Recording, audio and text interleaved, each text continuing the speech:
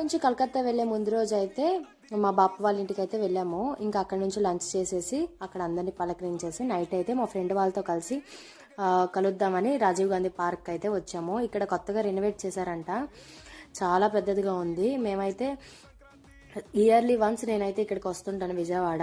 ఇంకా ఒక్కసారి అందరూ పాపం వీలు తెచ్చుకొని అందరం కలుస్తామన్నమాట. ఇంకా సంవత్సరంకి ఒక్కసారి కలిస్తే తెలిసిందే కదా, మాకైతే టైం అస్సలు సరిపోదు ఎంత టైం ఉన్నా. అందులో ఈసారి హాఫ్ డేనే కుదిరిందనమాట.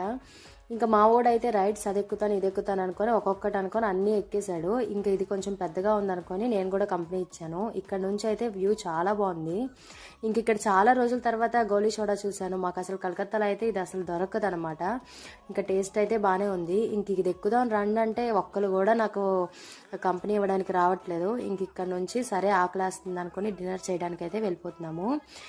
ఈ డిన్నర్ అనమాట ఏదో మండీ హౌస్. మా ఫ్రెండ్ వాళ్ళ హస్బెండ్ కళ్యాణ్ అన్నయ్య ఇన్స్టాగ్రామ్లో రివ్యూస్ చూసారంట. రివ్యూస్ చూసి అయితే వచ్చాము. టేస్ట్ అయితే పర్వాలేదు, బాగానే ఉంది. ఇంకా అందరం ఫుల్గా తినేసి ఇక్కడ నుంచి ఇంకొక ప్లేస్కి అయితే తీసుకెళ్తానన్నారు. నేనే అడిగానండి, విజయవాడ ఫేమస్, ఇప్పుడు దాకా నేను ఎప్పుడు చూడలేదు. మీరు ఎవరైనా గెస్ట్ చేస్తే చెప్పండి. వీడియో నచ్చితే లైక్ చేసి సబ్స్క్రైబ్ చేసుకోండి. Bye bye.